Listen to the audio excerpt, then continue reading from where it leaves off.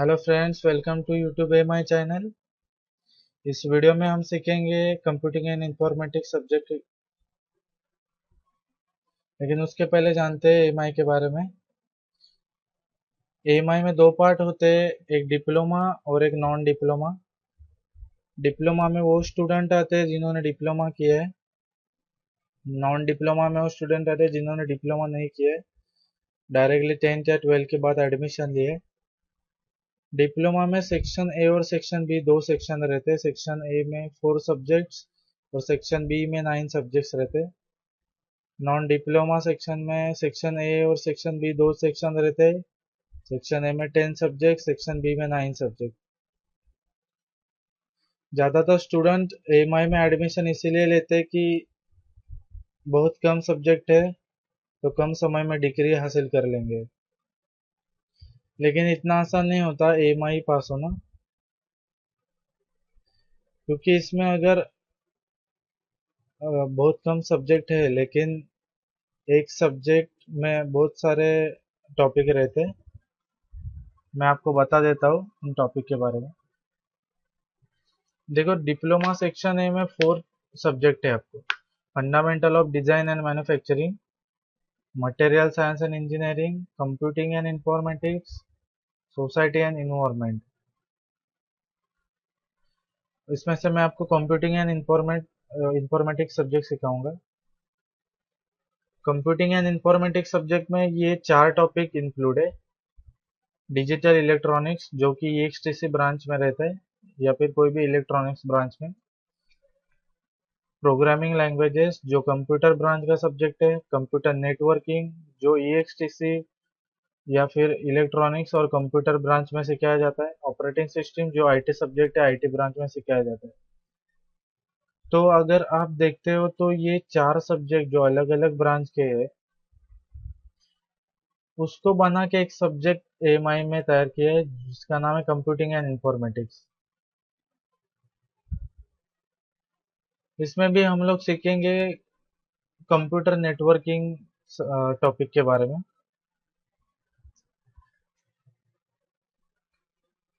अगर आप पिछले क्वेश्चन पेपर रेफर करते हो या फिर सिलेबस रेफर करते हो तो उसमें आपको ये समझेगा कि ये जो 7 टॉपिक है इनके ऊपर क्वेश्चन पूछे गए हैं।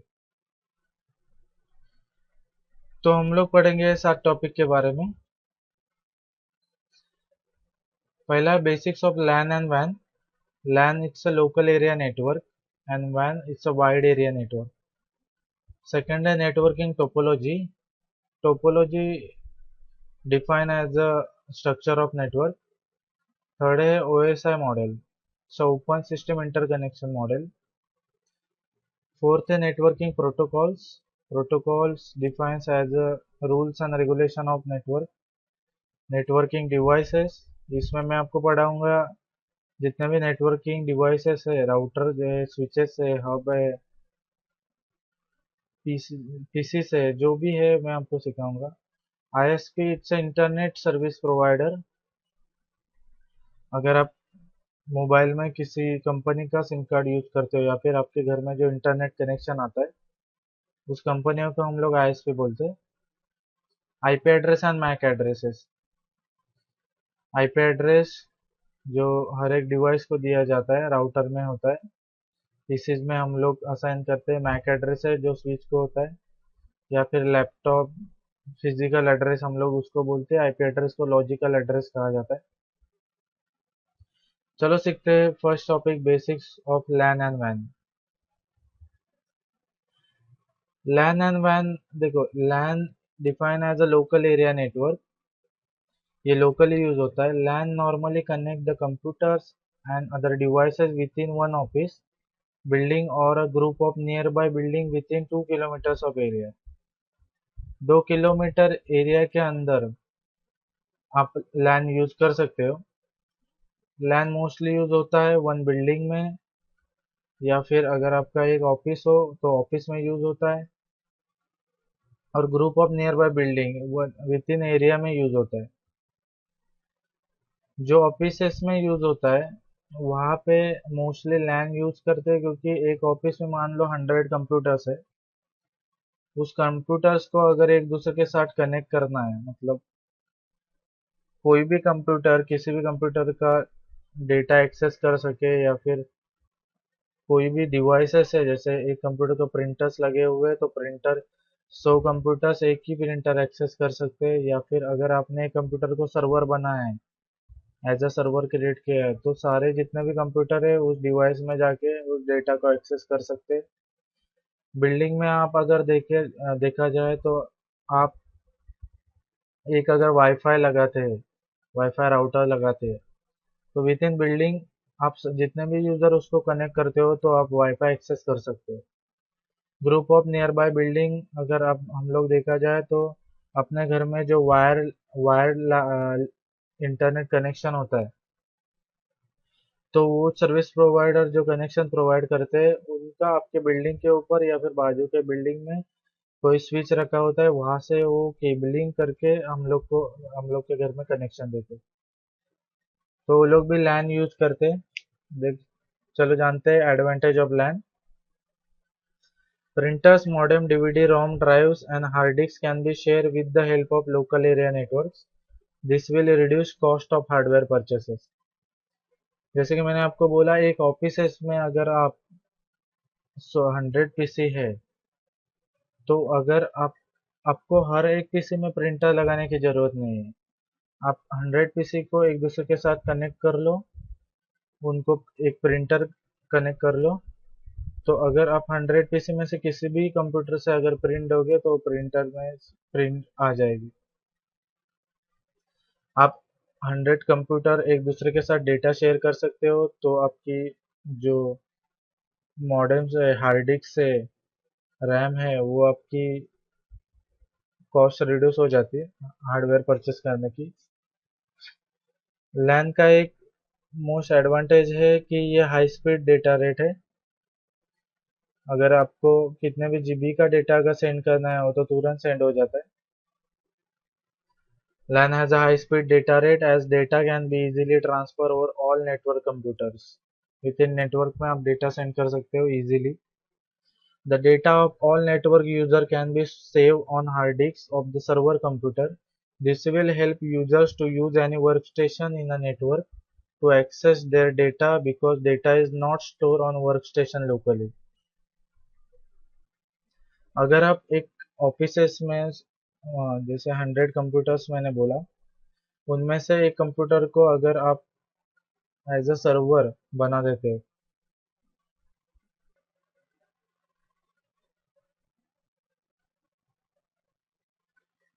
तो जो 100 पीसीज है वो उस सर्वर को एक्सेस करते हो। मान लो एक कंप्यूटर को आपने सर्वर बना दिया, अगर फर्स्ट नंबर का पीसी है वो अपने पीसी में का डेटा उसमें अगर सर्वर कंप्यूटर में स्टोर करता है कोई फाइल बना के,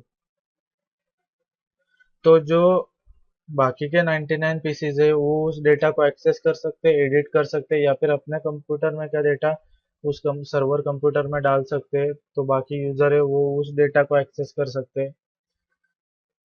तो इससे आपकी जो हार्डवेयर परचेस कॉस्ट है वो बच जाती है, या फिर आप इजीली सारे कंप्यूटर को एक्सेस कर पाते हो। Fourth, the data is stored on server computer centrally. It will be easy to manage data at only one place and the data will be more secure. अगर आप एक सर्वर कंप्यूटर बनाते हो तो आप उसको इजीली मैनेज कर सकते हो। 100 कंप्यूटर्स एक ही सर्वर कंप्यूटर्स को कनेक्ट करते हैं तो इजीली वो मैनेज हो जाता है। जो भी सर्वर कंप्यूटर है वो आपके सामने रहेगा, तो सर्वर परचेस करने की जरूरत नहीं पड़ेगी, उसके लिए अलग से आपको रूम हायर नहीं करना पड़ेगा। Local area network provide a facility to share a single internet connection among all the LAN users. In net cafes, single internet connection sharing system keeps the internet expenses cheaper. देखो, आप अगर आप internet cafes में जाते हो तो वो लोग क्या करते हैं, एक इंटरनेट कनेक्शन लेते हैं, मान लो एक 10 Mbps का लाइन सर्विस प्रोवाइडर से लिया, उस इंटरनेट कनेक्शन को एक स्विच में जोड़ दिया। स्विच एक डिवाइस है जो नेटवर्किंग डिवाइसेस है। स्विच क्या करेगा, वो 10 एमबीपीएस का जो डेटा है वो आगे 4 कंप्यूटर्स को दे देगा। मतलब स्विच को पोर्ट रहते उसमें से केबल आप अगर वो बाकी के 4 पीसेस में लगा देते तो 10 एमबीपीएस का अगर बैंडविड्थ है लिंक में, उतना इंटरनेट कनेक्शन आपने लिया है, तो हर एक कंप्यूटर को 2 2 एमबी अगर आप बांट देता तो 5 कंप्यूटर उस एक कनेक्शन में चल सकते हैं। तो उससे क्या होता है, आपको अलग अलग कनेक्शन लेने की जरूरत नहीं पड़ती। ये आप कहीं पे भी कर सकते हो। ऑफिसेज में अगर मान लो 100 पीस है, अगर आप 10 एमबीपीएस का लाइन लेते हो तो आपको हर कंप्यूटर्स में 500 केबी ऐसे करके, या फिर किसी कंप्यूटर को ज़्यादा बैंडविड्थ यूज़ कर सकते हैं। ये सारे एडवांटेजेस है लोकल एरिया नेटवर्क के। चलो जानते हैं डिसएडवांटेज ऑफ लैन। लैन के कुछ डिसएडवांटेजेस भी है। The administrator has the right to check personal data files of each and every LAN user. He can check the internet history and computer use history of the LAN user. जो भी administrator जो server को access करता है, वो किसी भी computer के पर्सनल डेटा फाइल्स देख सकता है, उसको एक्सेस कर सकता है, रीड कर सकता है, एडिट कर सकता है। वो जो कंप्यूटर है उसने जो भी इंटरनेट हिस्ट्री, जो भी इंटरनेट पे सर्च किया है, वो उसकी हिस्ट्री रीड कर सकता है। तो ये एक डिसएडवांटेज है लैन का। The LAN initial setup cost of installing local area network is high. Unauthorized users can access import data of an organization if centrally data responsibility is not secured properly by the LAN administrator. अगर आपने जो LAN administrator रखा है server को handle करने के लिए, अगर उस पे आप सिक्योरिटी नहीं लगाते हो, वो LAN यूजर सिक्योरिटी नहीं लगाएगा, तो अनऑथोराइज यूजर उसमें एक्सेस करके किसी का भी डेटा हैक कर सकते। Local area network requires a LAN administrator because there are problems of software installation or hardware failure or cable disturbances in local area network. A LAN administrator is needed at this full-time job. अगर आपका office में 100 PC का आपने लैन बना दिया है, ये तो ये बड़ा नेटवर्क हो गया। आपको वहाँ पे एक लैन एडमिनिस्ट्रेटर हायर करना पड़ेगा जो फुल टाइम आपके यहाँ पे जॉब कर सके, क्योंकि 100 पीसीस अगर एक दूसरे को कनेक्ट है तो अगर 2 पीसी में केबलिंग का प्रॉब्लम आए या फिर सॉफ्टवेयर का इश्यूज आए, तो उनको आपको सॉल्व करने के लिए, पता करने के लिए कौन से पीसीज में इश्यू है, तो उसके लिए लैन एडमिनिस्ट्रेटर रखेगा।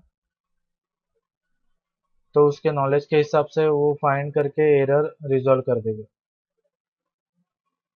Fifth, local area network covers a small area like one office, one building, a group of near by building. जैसे हमने डिस्कस किया था, लोकल जो लैन है लोकल एरिया नेटवर्क, वो विद इन एरिया या फिर विद इन बिल्डिंग या फिर विद इन ऑफिस यूज कर सकते हैं। जैसे लैन है वैसे ही वैन है। वैन it's a wide area network. LAN जो हम लोग विद इन 2 किलोमीटर्स या फिर विद इन एरिया यूज करते हैं, वैन आपको वर्ल्ड वाइड यूज कर सकते हैं। देखो वैन का एक एग्जांपल बता देता हूँ। वैन इट्स इंटरनेट। अगर आप फेसबुक के आपके फेसबुक में लॉगिन करते हो, तो अब आपका जो दोस्त अलग कंट्री में बैठा है, मान लो आपका दोस्त यूएस में बैठा है, तो आप उसके प्रोफाइल में जाके आपके प्रोफाइल उसके प्रोफाइल पिक्स देख सकते हो, उस उसकी प्रोफाइल एक्सेस कर सकते हो। और कोई यूजर है, आप अलग कंट्री में बैठे हैं, तो उनकी प्रोफाइल एक्सेस कर सकते हो। तो वैन वर्ल्ड वाइड चलता है। वैन का कोई एरिया लिमिट नहीं होती। आप वैन कहीं पे भी यूज कर सकते हो। वैन का एक मोस्टली एग्जांपल है इट्स इंटरनेट। इंटरनेट हम कहीं से भी एक्सेस कर सकते हैं। नेक्स्ट टॉपिक है ओएसआई मॉडल। तो चलो जानते हैं ओएसआई मॉडल के बारे में। ओएसआई मॉडल के बारे में आपको बताने से पहले आपको ये बता दूं ओएसआई मॉडल क्या है, उसको कैसे एस्टेब्लिश किया गया। देखो जब स्टार्टिंग में कंप्यूटर्स निकले, डिवाइस निकले, तो हर एक वेंडर ने अपनी अपनी प्रोप्राइटरी बनाई थी। मतलब हर एक वेंडर ने हर एक डिवाइस में खुद के सॉफ्टवेयर इंस्टॉल किए थे, तो वो वेंडर के डिवाइस ही एक दूसरे के साथ कम्युनिकेट कर पाते थे। तो मान लो अगर एक किसी ने नई फर्म डाली, नई ऑर्गेनाइजेशन ओपन की है, उसको अलग अलग वेंडर के डिवाइस परचेस करने हैं, तो वो परचेस नहीं कर पाता था, क्योंकि ये जो दो वेंडर है वो एक दूसरे के साथ कम्युनिकेट नहीं कर पाते थे, तो इसमें बहुत प्रॉब्लम आती थी। तो जो आईएसओ मतलब इंटरनेशनल ऑर्गेनाइजेशन फॉर स्टैंडर्डाइजेशन, ये जो ऑर्गेनाइजेशन है, इसने एक ओएसआई मॉडल रेफर किया। ये ऑर्गेनाइजेशन ने सारे वेंडर को एक ओएसआई मॉडल दिया और उसको फॉलो करने को कहा। तो जो भी वेंडर अपने डिवाइसेस बनाएगा, तो उसमें ये ओएसआई मॉडल फॉलो करेगा। इससे क्या होगा, अगर कोई यूजर अगर अपने यहाँ पे कोई डिवाइस परचेस करता है अलग अलग वेंडर के, तो वो सारे वेंडर एक दूसरे के साथ कम्युनिकेट कर पाएंगे, क्योंकि सारे यूजर की जो ऑपरेटिंग सिस्टम है वो एक ही है, वो ओएसआई लेयर पे काम करेंगे। ओएसआई लेयर में 7 लेयर होते हैं, आपके सामने है। फर्स्ट लेयर है एप्लीकेशन लेयर, सेकंड है प्रेजेंटेशन लेयर, थर्ड है session layer, fourth transport layer, fifth network layer, six data link layer, seven physical layer. आप इसको कैसे भी करके एक्सेस कर सकते हो, कैसे भी करके रीड कर सकते हो। मैंने याद करने के लिए फर्स्ट वर्ड ध्यान में रखा था, जैसे एप्लीकेशन लेयर का ए, प्रेजेंटेशन लेयर का P, A P H T N D P, ऐसे करके याद रखा था। इसका आप लोग कुछ भी सेंटेंस बना के याद कर सकते हो। ये जो उसके साइड में जो मैंने लिखा है data data data segment packet frame bits, actually application layer, presentation layer, session layer में हम लोग अगर दो पीसी में अगर हम लोग डेटा सेंड करते हैं, मैं आपको एग्जांपल के रूप में बता देता हूँ। पेंट पे मैंने एक डायग्राम बनाई है। देखो इसमें कैसे होता है, ये दो पीसीज है। अगर ये दो पीसीज को हम लोग एक दूसरे के साथ कनेक्ट कर देंगे केबल के द्वारा, अगर हम लोग इसको कनेक्ट करते हैं, तो हम लोग यहाँ से कोई भी डेटा यहाँ पे सेंड करते हैं, यहाँ से एक्सेस कर पाते हैं। तो इसके पीछे बहुत सारे प्रोसीजर होते हैं, ये डेटा इतना आसानी से यहाँ पे नहीं पहुँचता, इसके पीछे कुछ प्रोसीजर होते हैं। एग्जाम्पल से मैं आपको बता देता हूँ। मान लो आप मुंबई में बैठे हो और आपके पास कोई डेटा हो, आपके पास कोई फ्रेम हो, फ्रेम अगर आपके पास कुछ है, तो ये फ्रेम आपको मान लो दिल्ली में किसी ऑफिस में सेंड करने हैं।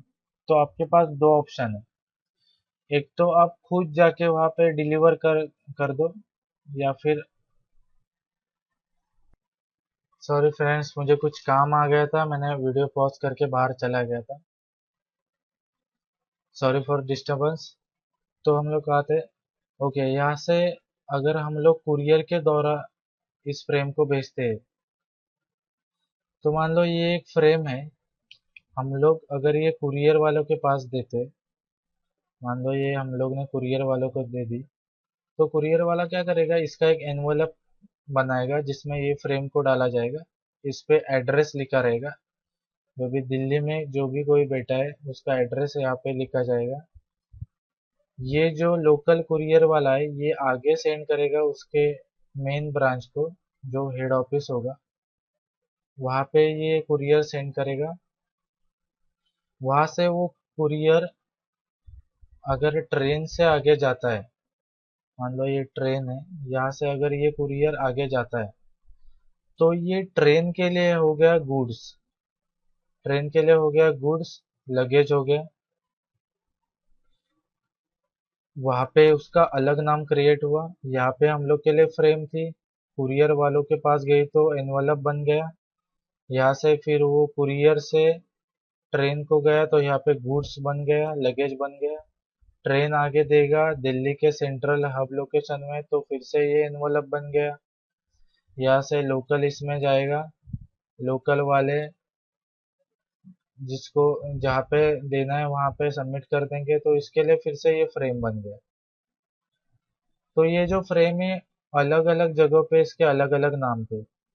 वैसे ही हम लोग अगर देखे जाए तो अगर हम लोग यहाँ से कोई इमेज अपलोड करते हैं और ये इमेज यहाँ पे आपको सेंड करना है तो हर एक लेयर पे ये इमेज का नाम चेंज होगा। जैसे यहाँ पे डेटा बन गया, ये 3 लेयर में डेटा है, यहाँ पे सेगमेंट बन गया, यहाँ पे पैकेट, फ्रेम और बिट्स।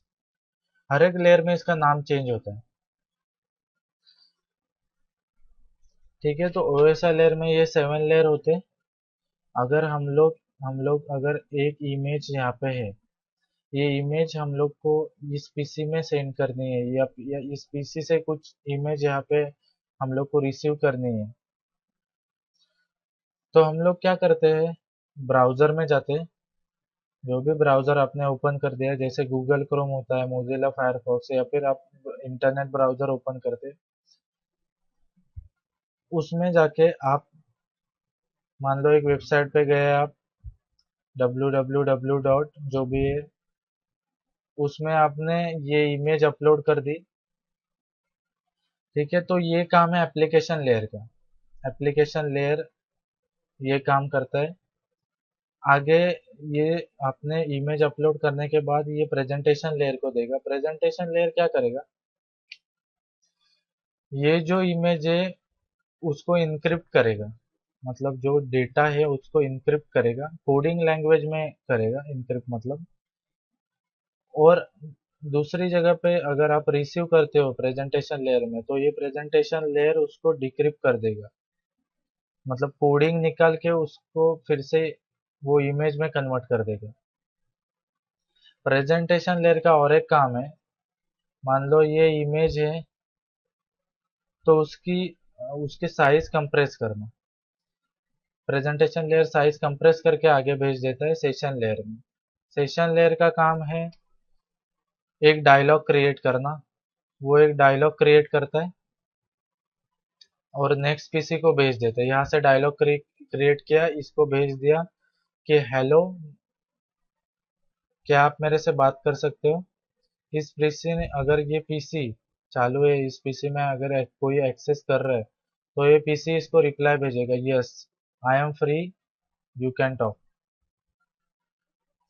तो ये पीसी सेशन लेयर में क्या करेगा, यहाँ से इसको पूछेगा मैं कितने एमबीपीएस की फाइल भेज सकता हूँ उस डायलॉग मैसेज में। तो इसकी कैपेसिटी मान लो 50 एमबीपीएस है। अगर ये 100 एमबीपीएस की फाइल भेजेगा ये तो ये एक्सेप्ट नहीं करेगा क्योंकि इसकी कैपेसिटी 50 एमबीपीएस है।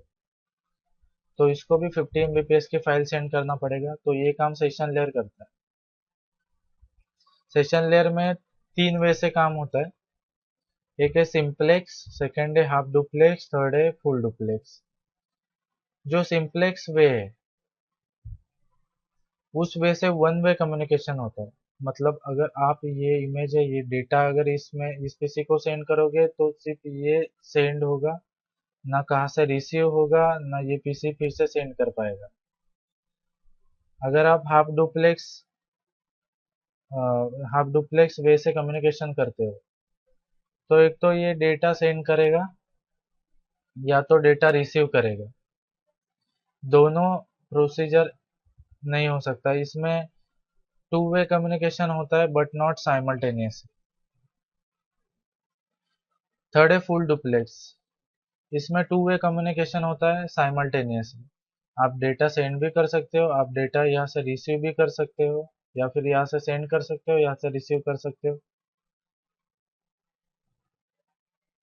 सेशन लेयर का ये काम होता है। सेशन लेयर में और एक काम होता है जिसको हम लोग सिंक्रोनाइजेशन बोलते हैं। जैसे मैंने बोला 100 एमबीपीएस का अगर आप फाइल भेजते हो तो सामने वाले की कैपेसिटी होनी चाहिए 100 एमबीपीएस के रिसीव करना। तो इसको हम लोग सिंक्रोनाइजेशन बोलते हैं। ये सब होने के बाद सेशन लेयर डेटा सेंड करता है ट्रांसपोर्ट लेयर। ये एक इम्पोर्टेंट लेयर है ओएसआई लेयर का। इसका काम है end to end connection oriented होना, मतलब कनेक्शन एस्टेब्लिश करके देना end to end. Reliable data reliability का काम करता है। ट्रांसपोर्ट लेयर के पास डेटा जाने के बाद ट्रांसपोर्ट लेयर उसका सेगमेंट में कन्वर्ट करता है। मतलब अगर डेटा इसके पास भेज दिया जाए तो ये क्या करेगा, डेटा को ब्रेक करेगा, छोटे छोटे टुकड़ों में कन्वर्ट करेगा और फिर सेगमेंटेशन करके उसको सीक्वेंसिंग में आगे भेजा जाएगा। मतलब अगर इसने ये डेटा है उसके 4 टुकड़े कर दिए तो आगे ये जब डेटा भेजेगा तो 4 टुकड़ों को नंबर देगा 1 2 3 4, तो आगे ये पीसी में जाके वो डेटा फिर से इमेज में उसी क्रम से कनेक्ट हो जाएगा और उसकी ये जो इमेज है वो पूरी बन जाएगी। तो इसके लिए सीक्वेंसिंग में डेटा ब्रेक करके भेजता है। ट्रांसपोर्ट लेयर में एक तो कनेक्शन ओरिएंटेड लेयर होता है और दूसरा होता है कनेक्शन लेस। कनेक्शन ओरिएंटेड जो कनेक्शन है उसमें वायर्ड कनेक्शन होता है, कनेक्शन लेस में वायरलेस कनेक्शन है। कनेक्शन ओरिएंटेड टीसीपी प्रोटोकॉल पे काम करता है, कनेक्शन ओरिएंटेड यूडीपी प्रोटोकॉल पे काम करता है। अगर जो वायर कनेक्शन है कनेक्शन ओरिएंटेड उसमें आपको एक्नॉलेजमेंट मिलेगा। मतलब ये इमेज आप अगर इस पीसी को रिसीव हो गई तो ये एक्नॉलेजमेंट भेजेगा कि हाँ भाई मुझे आपका इमेज मिल गई। इसमें फ्लो कंट्रोल होता है। अगर आप इसको डेटा सेंड कर रहे हो तो अगर बीच में ट्रैफिक है तो ये दूसरे वे से भेजेगा या फिर उस ट्रैफिक को करेक्शन करके आगे डेटा भेज दिया जाएगा। ये सब होने के बाद ट्रांसपोर्ट लेयर नेटवर्क लेयर के पास डेटा भेजता है। नेटवर्क लेयर एक लेयर 3 लेयर है, इसमें राउटर यूज होता है। ये आईपी एड्रेसेस पे काम करता है। जो राउटर है वो आईपी पैकेट्स पे काम करता है। इसमें दो काम होते हैं। नेटवर्क लेयर दो काम करता है, एक लॉजिकल आईपी एड्रेसिंग करता है और सेकंड राउटिंग करता है। देखो ये अगर इमेज है तो ये इमेज अगर इस पीसी को भेजनी है तो ये वैसे हम लोग भेजते हैं। इसके बीच में अगर बहुत सारे कनेक्शन है, मान लो यहाँ पे एक राउटर लगा हुआ है, राउटर मतलब एक नेटवर्किंग का डिवाइस है। यहाँ पे मान लो राउटर लगा हुआ है, बहुत सारे स्विच है, बहुत सारे कनेक्शन है। यहाँ से सेकंड कनेक्शन गया, यहाँ से थर्ड फोर्थ, ये सारे कनेक्शन इस पीसी को जाके मिल रहे हैं। पीसी को कनेक्ट है, यहाँ से कोई और कनेक्शन कट है, या सॉरी यहाँ से कोई और कनेक्शन इस पीसी को मिल रहा है। तो ये इमेज कौन से वे से वे के थ्रू इस पीसी के पास पहुंचेगी, कौन से पाथ से ये डेटा सेंड होगा, इसका काम नेटवर्क लेयर करता है। ये हर एक जो डिवाइस है उसको एक आईपी एड्रेस दिया गया रहता है। वो आईपी एड्रेस के थ्रू ये डेटा सेंड होता है। मान लो यहाँ पे अगर मान लो ये वे से अगर डेटा जाता है, यहाँ पे अगर मान लो बीच में दो कनेक्शन है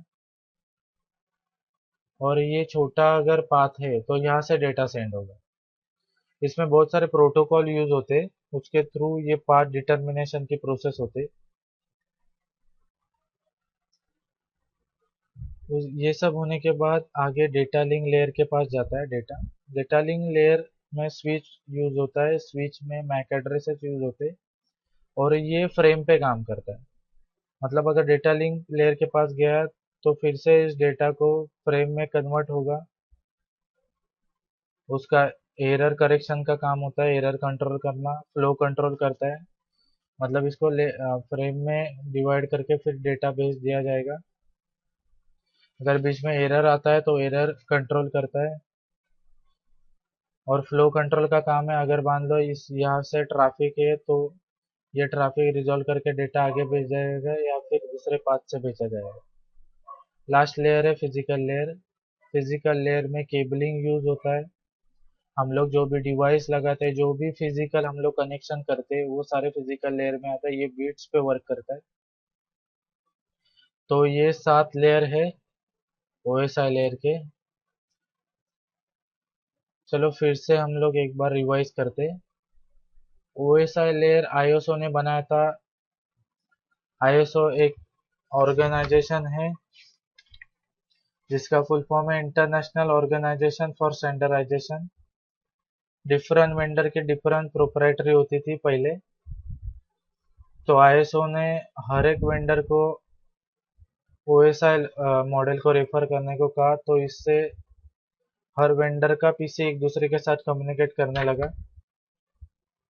ओएसआई लेयर में 7 लेयर होते हैं: application layer, presentation layer, session layer, transport layer, network layer, data link layer, physical layer.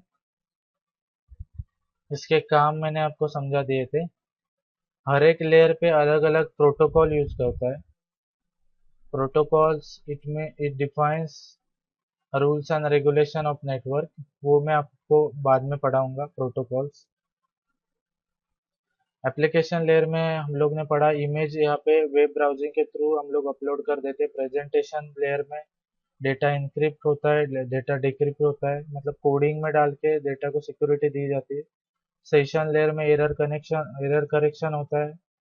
Dialogue एक सेंड करके दूसरे पीसी को सेंड किया जाता है, एक हेलो मैसेज। ये पीसी का एक रिसीव मैसेज आने के बाद ही डेटा सेंड होता है। इसमें सिंक्रोनाइजेशन होता है। मान लो 10 एमबीपीएस की फाइल सेंड होती है, अगर ये पीसी की कैपेसिटी 10 एमबीपीएस नहीं है तो ये फाइल रिसीव नहीं करेगा। इसके लिए डायलॉग मैसेज में ये 10 एमबीपीएस कर भेजता है, तो ये उसको रिप्लाई देता है मेरी कैपेसिटी कितनी है, तो इसके हिसाब से ये पीसी डेटा भेजेगा। इसमें हाफ डुप्लेक्स, फुल डुप्लेक्स और सिंप्लेक्स वे से काम चलता है। Transport layer end to end connection oriented होता है। यहाँ पे रिलायबिलिटी डेटा की दी जाती है। एक्नॉलेजमेंट भेजा जाता है, ये फ्लो कंट्रोल करता है। डेटा को ब्रेक करके फिर भेजा जाता है। सीक्वेंसिंग में भेजा जाता है, सेगमेंटेशन एंड सीक्वेंसिंग करता है। नेक्स्ट लेयर है नेटवर्क लेयर, पाथ डिटर्मिनेशन का काम करता है। हर एक डिवाइस को आईपी देके वहां से कौन सा पाथ स्मॉल पाथ होगा, उस पाथ के थ्रू डेटा भेजा जाएगा। इसमें राउटर यूज करते हैं हम लोग, पैकेट पे काम करता है ये। नेक्स्ट लेयर है डेटा लिंक लेयर। ये लेयर फ्रेम में काम करता है, 3 वे से काम करता है। एक डेटा फ्लो कंट्रोल करता है, डेटा एरर कंट्रोल करता है और डेटा को फ्रेमिंग करता है। लास्ट लेयर है फिजिकल लेयर, ये बिट्स पे काम करता है। इसमें सारे फिजिकल कनेक्शन आते हैं जो भी हम लोग करते हैं, केबल करते हैं एक दूसरे को कनेक्ट, एक राउटर स्विचेस हम लोग कनेक्ट करते हैं, वो सारे इस लेयर में आते हैं। चलो अभी नेक्स्ट टॉपिक के ऊपर बढ़ते हैं। नेक्स्ट टॉपिक है networking topology. Networking topology define as a network structure. Network structure जो भी होता है, हम लोग ने एक ऑफिस में अगर कोई स्ट्रक्चर मान लो करते, बहुत सारे पीसीज एक दूसरे को कनेक्ट किए, उसमें स्विच यूज किया, राउटर यूज किया है, तो जो सेटअप हम लोग करते हैं उसका टोपोलॉजी स्ट्रक्चर जो होता है वो सारे यहाँ पे बनाए गए हैं। एक फर्स्ट है star topology, second ring topology, third बस topology, fourth mesh topology, fifth tree topology, six hybrid topology. चलो जानते हैं एक एक करके इन टोपोलॉजी के बारे में। Star topology. In this type of topology, all the computers are connected to a hub through a cable. This hub is a central node and all other nodes are connected to a central node. मैं आपको एक software के जरिए इसको आपको समझाने की कोशिश करता हूँ। देखो ये एक नेटवर्किंग एप्लीकेशन है, इसमें मैं आपको स्टार टोपोलॉजी बना के आपको सिखाने की कोशिश करता हूँ। देखो अगर हमारा ये ऑफिस है, इसमें हम लोग अगर ये स्विचेस है, ठीक है, मैं इन स्विचेस को इतने स्विचेस लेता हूँ। अगर एक ऑफिस में इतने स्विचेस लगे हुए, स्विचेस आप बोल सकते हो या फिर आप कंप्यूटर्स बोल सकते हो, ये सारे मान लो कंप्यूटर्स है एक ऑफिस में एक दूसरे के साथ कनेक्ट है। इनको मैं कनेक्ट कर देता हूँ, केबलिंग कर देता हूँ इनके बीच में।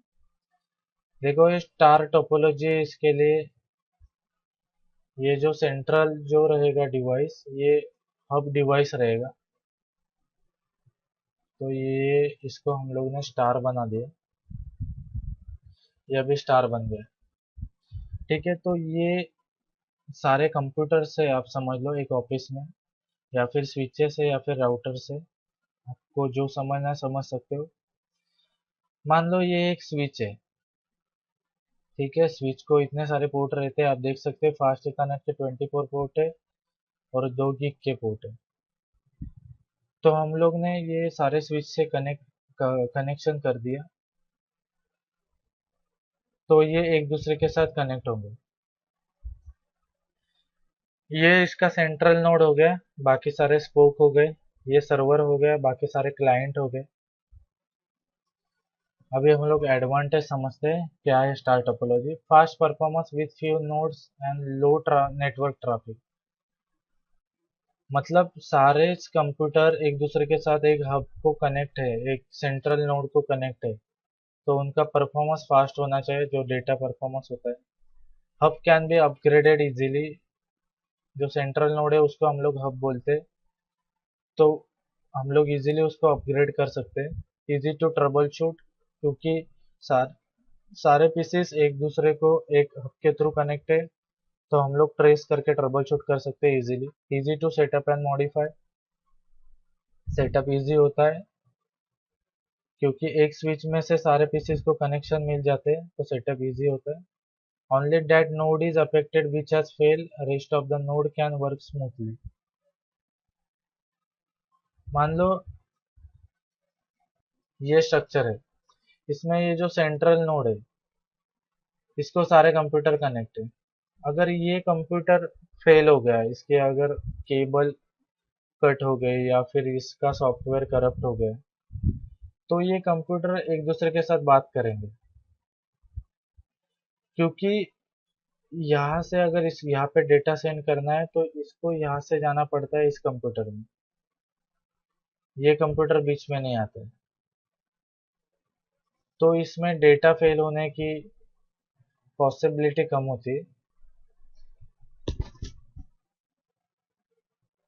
If the hub fails, then the whole network is stopped because all the nodes depend on the hub. हम लोग ने देखा जो सेंट्रल डिवाइस है वो अगर फेल हो गया, उसका सॉफ्टवेयर करप्ट हो गया या फिर वो डिवाइस अगर हम लोग ने ऑफ कर दिया, तो बाकी सारे कंप्यूटर्स एक दूसरे के साथ बात नहीं करेंगे। देखो इसमें ये जो है उसको हम लोग हब बोलते हैं। अगर ये हम लोग ने कट कर दिया, यहाँ पे अगर कुछ सॉफ्टवेयर करप्ट हो गया या फिर सारे केबल्स फॉल्टी हो गए, तो ये पीसी एक दूसरे को डेटा सेंड नहीं कर पाएंगे। ठीक है, तो ये हब डिवाइस है, इसको चालू रहना पड़ेगा, नहीं तो हम लोग का नेटवर्क खराब हो। Performance is based on the hub, that is it depends on its capacity. Hub base पे परफॉर्मेंस डिपेंड्स होता है, हब की कैपेसिटी क्या है उसके ऊपर परफॉर्मेंस डिपेंड होता है। चलो नेक्स्ट टोपोलॉजी के ऊपर जाते हैं। रिंग टोपोलॉजी है। In ring topology each node connects to exactly two other nodes in a single path. Troubleshooting is difficult in ring topology. In ring topology, each node connects to exactly two other nodes in a single path. Ring जो होता है वो सारे computer एक दूसरे के साथ connect होते हैं। देखो यहाँ पे हम लोग आ गए, यहाँ पे मैं आपको रिंग टोपोलॉजी बना के दिखाऊंगा। ये हम लोग का जो हब है मैंने उसको ब्रेक कर दिया। वो केबल अगर मैं यहाँ से यहाँ कनेक्ट करता हूँ, यहाँ से यहाँ कनेक्ट करता हूँ, से यहाँ, फिर यहाँ से यहाँ। देखो ये एक रिंग में हो गया, इसके लिए हम लोग इसको रिंग टोपोलॉजी बोलते हैं। इसमें हर एक जो स्विच है, एक स्विच अपने नेबर स्विच को कनेक्ट होता है। इसमें अगर आप यहाँ से डेटा आपको अगर यहाँ पे सेंड करना है तो इस वे के थ्रू सेंड कर सकते हो या फिर इस वे के थ्रू सेंड कर सकते हो। अगर ये केबल ब्रेक हो गई या फिर ये डिवाइस खराब हो गया है तो इस वे के थ्रू आप डेटा सेंड कर सकते हो। ये एक एडवांटेज है इस टोपोलॉजी का। लेकिन इस टोपोलॉजी के डिसएडवांटेज भी है। मान लो अगर ये केबल फेल हो गई और ये डिवाइस सॉफ्टवेयर करप्ट हो गया है, तो ये डिवाइस इसको डेटा सेंड नहीं कर पाएगा, तो ये इसका एक डिसएडवांटेज है। और अगर यहाँ से फाइल इसको भेजनी है या फिर बीच में बहुत सारे स्विचेस कनेक्टेड है, तो वो फाइल को ये सारे स्विचेस से होके गुजर के इस स्विचेस में जाना पड़ेगा, तो आपकी डेटा यूटिलाइजेशन बढ़ जाएगा। ये इसका एक ड्रॉबैक। चले जानते हैं इसके एडवांटेज और डिसएडवांटेज के बारे में। Trouble shooting is difficult in ring topology, क्योंकि रिंग टोपोलॉजी में अगर आपको ट्रबल शूटिंग करनी है तो आपको हर एक पीसी को ट्रेस करके फिर वहां तक पहुंच के एरर डिटेक्ट करना पड़ेगा। देखो मैं आपको बता देता हूँ, अगर यहाँ पे कोई एरर आ गया इस पीसी में, अगर इस पीसी से आपको फाइंड आउट करना है कहाँ पे एरर है, तो आपको पहले इस पीसी में जाना पड़ेगा, यहाँ पे जाके एक्सेस मिल रहा है कि नहीं आपको देखना पड़ेगा। फिर यहाँ पे सारे इंटरफेसेस चेक करने पड़ेंगे, फिर यहाँ से यहाँ पे जाओगे तो पता चलेगा इस इंटरफेस पे एरर है, इस डिवाइस में एरर है, तो आपको फाइंड आउट होगा। अगर मान लो यहाँ पे बीच में 50 पीसी है, 50 डिवाइसेस है, 50 डिवाइसेस है, तो आपको सबको ट्रेस करके यहाँ तक पहुँचना पड़ेगा। तो ये एक इसका disadvantage. Adding and deleting one part disturb whole network. अगर आप कोई भी कंप्यूटर इसमें एक्स्ट्रा ऐड करते हो या फिर और कुछ डिवाइस ऐड करते हो, वो तो सारे नेटवर्क को डिस्टर्ब कर देगा। If one part failure whole network are disturb. अगर एक पार्ट फेल होता है, एक कंप्यूटर फेल होता है, एक डिवाइस फेल होता है, एक स्विच फेल होता है, तो सारे नेटवर्क को डिस्टर्ब कर देगा, सारा नेटवर्क डाउन हो जाएगा, क्योंकि एक दूसरे को डेटा सेंड नहीं कर पाएगा उस वे के through. If one computer send data to the last node in the ring topology with 100 nodes, then the data will have to pass through 99 nodes to reach the 100 nodes. Hence, to prevent data loss, repeater are used in the network. मान लो एक computer है, ring में लगे हुए 100 computers है। First computer को 100 number के computer को डेटा सेंड करना है, या फिर फर्स्ट नंबर के कंप्यूटर को 30 नंबर के कंप्यूटर को डेटा सेंड करना है, तो उस कंप्यूटर को वो 29 स्विच से डेटा होकर फिर 30 कंप्यूटर्स में जाएगा। तो जो डेटा सेंड होगा उसका यूटिलाइजेशन बढ़ जाएगा, तो एक डिसएडवांटेज है इसमें। नेक्स्ट टोपोलॉजी है बस टोपोलॉजी। इसमें एक केबल से सारे पीसीस कनेक्ट होते, तो एक डायरेक्शन से डेटा सेंड। देखो इसमें अगर हम लोग यहाँ से कनेक्शन फेल कर देते हैं, इसको यहाँ पे ले लेते हैं, इसको यहाँ पे, देखो ये एक बस हो गया, बस स्टेट हो गया, होता है, तो ये एक बस हो गया। यहाँ पे मान लो ड्राइवर बैठा है, ये पिछला सीट है। यहाँ से हम लोग अगर डेटा सेंड करते हैं तो इस वे से थ्रू ये एक सिंगल केबल के थ्रू यहाँ तक पहुंचेगा। इसमें से अगर एक ही पीसी डेटा सेंड कर सकता है, एक ही पीसी उस डेटा को एक्सेस कर सकता है, तो एक ही केबल में से डेटा जाएगा तो इसका यूटिलाइजेशन बढ़ जाएगा। और भी बहुत सारे एडवांटेज डिसएडवांटेज है। इसमें एडवांटेज ये है कि आपको cable require is least compare to the other network topology, cable कम लगेगी। Bus topology using small network, छोटे नेटवर्क में यूज होती है। Bus topology network is easy to understand, understand करने के लिए इजी है। In bus topology one cable will fail, whole network will be fail. अगर एक केबल आपकी ब्रेक हो जाती है तो सारा नेटवर्क डिस्टर्ब हो जाता है। In bus topology network topic is heavy, the performance of the network decreases. जैसे कि मैंने आपको कहा, इस अगर एक केबल में से सारे पीसेस डेटा भेजेंगे तो यूटिलाइजेशन बढ़ जाएगा, परफॉर्मेंस पर इफेक्ट पड़ेगा, तो नेटवर्क डिक्रीज हो जाएगा। बस topology slower then the ring topology, क्योंकि ये एक ही केबल में से डेटा भेजेगा तो उस डेटा सेंड करने में थोड़ा टाइम लगेगा, तो स्लो डेटा हो जाएगा। नेक्स्ट है mesh topology. Mesh topology. In mesh topology, all nodes are directly connected to each other, hence no routing logic required. मैं आपको समझाता हूँ।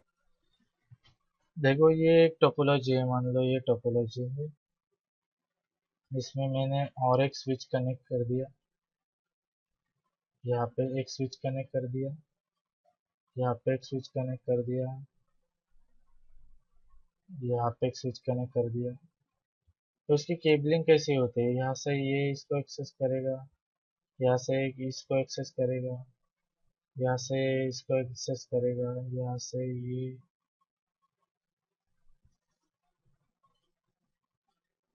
इसको एक्सेस करेगा, यहाँ से सारे के मतलब सारे डिवाइस एक दूसरे के साथ कनेक्ट होते हैं। देखो अभी हर एक स्विच एक दूसरे के साथ कनेक्ट है, तो अगर यहाँ पे एक भी केबल फेल हो जाती है तो इस टोपोलॉजी में कुछ इफेक्ट नहीं पड़ता, क्योंकि ये यहाँ से डेटा सेंड कर पाएगा, यहाँ से कहाँ से भी डेटा सेंड कर सकते हैं। तो एक एडवांटेज है इस टोपोलॉजी का। लेकिन इसमें जो बैंडविड्थ यूटिलाइजेशन है वो भी बढ़ता नहीं है, क्योंकि आपके पास बहुत सारे वे है डेटा सेंड करने के लिए। इसमें डेटा एक्नॉलेजमेंट आपको 100% मिलती है, यहाँ से डेटा सेंड होगा ही, क्योंकि अगर इस वे में एरर आ गया तो दूसरे वे से भेजा जाएगा। इसके डिसएडवांटेज भी है। अगर आप एक कंप्यूटर को इतने सारे केबल ज्वाइन करोगे तो इसकी केबल कॉस्ट बढ़ जाएगी, इतने सारे डिवाइसेस लगे उनकी कॉस्ट बढ़ जाएगी, तो इसमें ये एक डिसएडवांटेज है।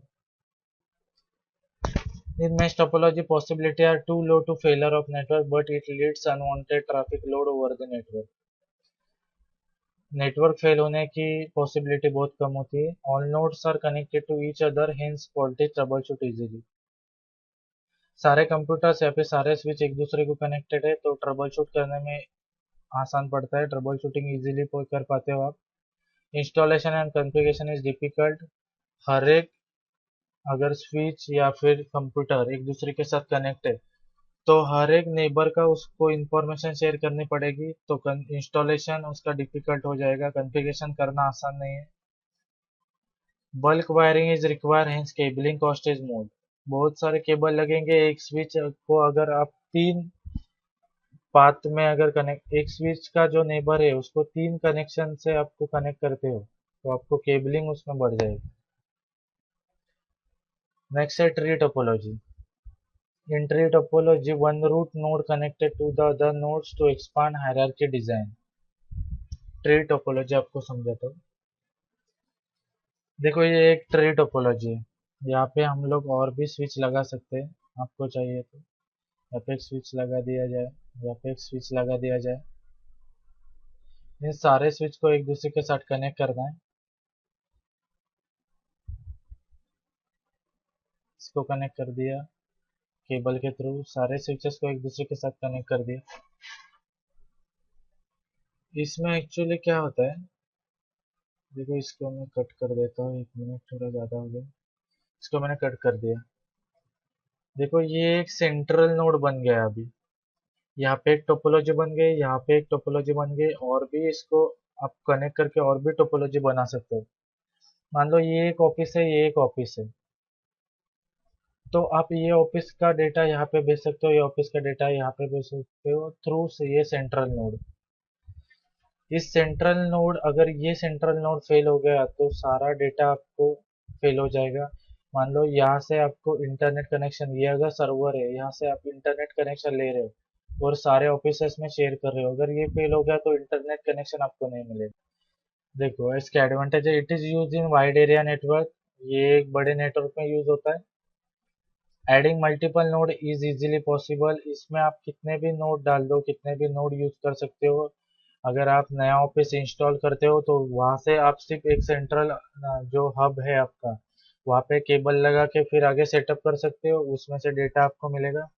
It is easy to manage and maintain, manage करना आसान है क्योंकि एक हब नोड में सारे स्पोक लोकेशन की इंफॉर्मेशन होती है। Easy to detect an error which easily help to trouble shoot, तो इसके वजह से ट्रबल शूट करना आसान होता है। If root node is down, all connected node in hierarchy will be down. इसमें एक ही डिसएडवांटेज है, अगर आपका हब नोड डाउन जाता है, हब नोड आपका अगर सेंट्रल नोड है वो डाउन हो जाता है, तो जितने भी ऑफिसर्स एक दूसरे को कनेक्ट है वो कम्युनिकेट करना बंद हो जाता है। नेक्स्ट है hybrid topology. Hybrid topology defines as a combination of two or more topologies. अगर दो से ज्यादा टोपोलॉजीज को हम लोग एक साथ कनेक्ट कर ले तो वो हाइब्रिड टोपोलॉजी बन जाती है। देखो ये अगर मेश टोपोलॉजी है, यहाँ पे ये एक रिंग टोपोलॉजी बनी है, और भी अगर हम लोग ने कोई टोपोलॉजी बना दी, मान लो यहाँ पे हम लोग एक स्टार टोपोलॉजी बना देते, ठीक है। यहाँ पे हम लोग ने एक स्टार टोपोलॉजी बना दी। ठीक है, इस सब स्विचेस को एक दूसरे के साथ कम्युनिकेट कर दिया गया। तो यहाँ से इसको, यहाँ से इसको, तो फिर भी सेंट्रल नोड यही बन गया। यहाँ पे हम लोग इसको थोड़ा देखो, ये सेंट्रल नोड बन गया। ये तीन टोपोलॉजी यहाँ पे बन गई, ये स्टार है, ये रिंग है, ये मेश टोपोलॉजी।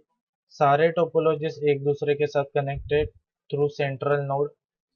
जैसे हम लोग ने पिछले ट्री टोपोलॉजी में देखा, सेम है, लेकिन यहाँ पे टोपोलॉजी कनेक्ट होते। यहाँ पे तीन ऑफिसेस है, ये तीन ऑफिसेस एक दूसरे के साथ कनेक्टेड। इसमें एक्चुअली सेंट्रल नोड नहीं होता, ये सेंट्रल नोड में हम निकाल देता हूँ। इसमें सारे टोपोलॉजी एक दूसरे के साथ कनेक्ट होते। जैसे मान लो ये इसको कनेक्ट है, फिर ये इसको कनेक्ट है, फिर ये इसको कनेक्ट है। ठीक है, तो ये सारे टोपोलॉजी एक दूसरे के साथ कनेक्ट है, तो इसको हम लोग बोलते हैं। तो ये हाइब्रिड टोपोलॉजी होता है। इसमें when two different type of topology are combined will called as a hybrid topology. Easy to detect an error which easily help to troubleshoot. Easy होता है डिटेक्ट एरर का, एरर डिटेक्ट करना और उसको trouble shoot करना। Topology expansion is very easy. आप आप topology को बढ़ा सकते हो जितना चाहे, क्योंकि यहाँ पे आप कितने भी टोपोलॉजी अगर यूज करोगे, उसमें कितने भी नोड डाल सकते हो, तो वो इजी होता है। नेक्स्ट टॉपिक है networking protocols. Protocol define as a rules and regulation of network. इसमें बहुत सारे प्रोटोकॉल आते हैं, जैसे टेलनेट है, पिंग हो गया, FTP, HTTP, SMTP. FTP it's defined as a file transfer protocol. HTTP is hypertext terminal protocol. SMTP is simple mail transfer protocol. TCP is a transmission control protocol. DNS domain name server. DHCP dynamic host configuration protocol. RIP routing information protocol. IGRP is inter-rail gateway routing protocol. EIGRP it's a enhanced inter-rail gateway routing protocol. OSPF it's a open shortest path first. BGP it's a border gateway protocol. Telnet, मैं आपको telnet बता देता हूँ। देखो, इसमें दो router है, ये नेटवर्किंग का डिवाइसेस है। इसमें दो राउटर एक दूसरे के साथ आपस में कनेक्ट है। इसमें एक फास्ट इथरनेट 0/0 इंटरफेस बना हुआ है, इसमें एक फास्ट इथरनेट 0/0 इंटरफेस बना हुआ है। तो टेलनेट हम लोग इसमें टेलनेट कमांड यूज करते हैं। अगर आप ये राउटर में टेलनेट कमांड एक्चुअली यूज होते हैं, यहाँ से अगर इस पीसी को हम लोग एक्सेस करना है, या फिर ये मुंबई में एक पीसी है, ये पीसी दिल्ली में, बीच में बहुत सारे पीसी कनेक्ट है, या फिर बहुत सारे हार्डवेयर कनेक्ट है। मान लो ये मुंबई है, ये आपका दिल्ली हो गया, बीच में बहुत सारे अगर पीसीस कनेक्ट है, बहुत सारे स्विचेस कनेक्ट है, राउटर कनेक्ट है, तो यहाँ से अगर आपको ये राउटर का कनेक्शन लेना है, तो इसको हम लोग एक आईपी एड्रेस देंगे, इसको एक आईपी एड्रेस देंगे। इसको हम लोग ने आईपी एड्रेस दिया 192.168.1.1। इसको हम लोग ने आईपी एड्रेस दिया 2.168.1.2। तो अगर आपको ये राउटर में से अगर इसका कनेक्शन लेना है, अगर इसमें लॉगिन करना है, तो आप क्या करोगे, इस राउटर में जाओगे। एक्चुअली इसमें कमांड लाइन चलती है ये राउटर में। देखो, ये हम लोग कमांड लाइन में आ गए। यहाँ पे मैं नो लिख देता हूँ। नेक्स्ट कमांड, ये इनेबल मोड में जाना होता है आपको, मतलब यहाँ पे जाके आप शो कमांड मार सकते हो। यहाँ पे अगर आप टेलनेट लिखते हो और जो आईपी दूसरे कंप्यूटर का वो 192.168.1.2 है, मान लो, और अगर आपको इसको टेलनेट कर देते हो, ये अभी मैंने आईपी असाइन नहीं किया, इसके लिए ट्राइंग बताएगा क्योंकि ये कनेक्शन डाउन है। तो अगर यहाँ पे आप आईपी एड्रेस दे देते हो दोनों कंप्यूटर को, या फिर दोनों राउटर, दोनों स्विचेस को, तो यहाँ से टेलनेट कमांड मारने के बाद आप उसमें लॉगिन हो जाते हो सामने वाले कंप्यूटर में। तो यहाँ से टेलनेट मारोगे तो इसमें लॉगिन हो जाओगे, इसकी आपको सारी इंफॉर्मेशन मिल जाएगी। तो ये टेलनेट है। नेक्स्ट है पिंग। पिंग भी सेम है। देखो ये दो राउटर है, अगर आपको ये राउटर से ये राउटर को, मुंबई के राउटर को दिल्ली राउटर के बारे में पता करना है कि ये पिंग हो रहा है या नहीं, मतलब ये अप है या डाउन है, मैं डेटा इसमें से सेंड कर सकता हूँ या फिर नहीं कर सकता हूँ। जो स्लो कनेक्शन होता है, जिसमें अगर कनेक्शन आपका मान लो इंटरनेट कनेक्शन स्लो है, तो यहाँ से आप इसको पिंग कमांड डाल के, ये पिंग के आगे ये आईपी एड्रेस डालोगे तो आपको पता चलेगा कि ये डेटा कितना स्लो जाएगा या फिर ये डेटा सेंड होगा या नहीं, ये हम लोग को राउटर एक्सेस है या नहीं, ये आपको पता चले। इसमें आप लॉगिन करते हो, जहाँ पे हम लोग ने टेलनेट लिखा था वहाँ पे हम लोग पिंग लिख के अगर आईपी एड्रेस लिखते हैं 192.168.1.2, तो ये इंटर करके आपको पिंग मिल जाता है। ये अभी डाउन है, इसके लिए इसको पिंग नहीं मिलेगा। देखो सक्सेस रेट इज 0, क्योंकि ये डाउन है तो सक्सेस रेट 0 हो गया। नेक्स्ट है FTP, it's a file transfer protocol. अगर आप आईपी मैसेंजर के थ्रू या फिर किसी सॉफ्टवेयर के थ्रू एक फाइल, जैसे मोबाइल में आप